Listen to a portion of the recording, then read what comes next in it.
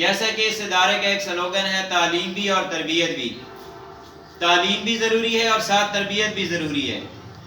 تو اسی تربیت کے حوالے سے جو ہے نا آپ کا جو سٹاف ہے, آپ کے جو کلاس ٹیچرز ہیں, وہ آپ کو اچھی باتیں بتا رہے ہوتے ہیں, آپ کو دعائیں یاد کرا رہے ہوتے ہیں, آپ کو سنتوں کے بارے میں بتا رہے ہوتے ہیں, اور اس سے سب سے بڑھ کے اچھی بات ہے کہ آپ بچے اس کے اوپر پابندی کر رہے ہوتے ہیں. لیکن اگر ایک بچہ آتا ہے اور آ کے یہاں سٹاف کو سلام کرتا ہے اور جاتے ہوئے خدا حافظ بولتا ہے, تو اس کا مطلب ہے کہ آپ کی تربیت کا اثر ہو رہا ہے. جو سٹاف محنت کر رہا ہے بچوں کی تربیت کے اوپر, تو وہ شاباش کے مستحق ہیں کہ ان کی تربیت کا بچوں کے اوپر اثر ہو رہا ہے.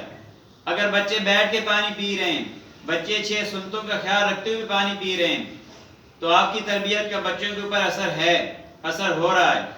اگر بچے کلاس میں آنے سے پہلے اجازت مانگتے ہیں, کلاس میں جب ان نے کلاس سے باہر جانا ہوتا ہے تو آپ سے پرمیشن لیتے ہیں, تو اس کا مطلب آپ کی تربیت کا اثر ہے.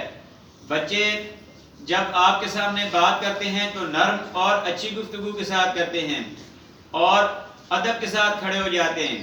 جب کلاس ٹیچر کسی بچے سے بات کرتا ہے یا بات کرتی ہے تو بچہ جو ہے یا وہ بچی وہ کھڑے ہو کے بات کرتی ہے اور ہاتھ باندھ کے بات کرتی ہے اور ادب کے ساتھ بات کرتا ہے یا کرتی ہے. تو اس کا مطلب ہے کہ جو ہمارا ٹیچنگ سٹاف ہے اس کی تربیت کا اثر ہو رہا ہے.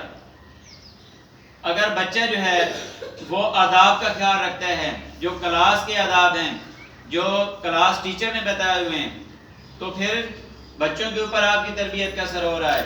اسی طرح سکول میں اگر سکول کے آداب کا خیال رکھا جا رہا ہے, صفائی کا خاص خیال رکھا جا رہا ہے, ڈسپلن کا خاص خیال رکھا جا رہا ہے, بچے کلاس ورک کر رہے ہیں, بچے ہوم ورک کر رہے ہیں, کلاس ٹیچر کی طرف سے جو باتیں بتائی جاتی ہیں, جو تربیت کے حوالے سے یا بچوں کے اچھا بچہ بننے کے حوالے سے باتیں ان کو سمجھائی جاتی ہیں, بچے اس کے اوپر عمل کر رہے ہیں, تو اس کا مطلب ہے کلاس ٹیچر کی یا سکول کی طرف سے جو تربیتی چھوٹے چھوٹے پروگرام ہوتے ہیں یا تربیت کے حوالے سے جو باتیں بتائی جاتی ہیں تو ان کا اثر ہو رہا ہے.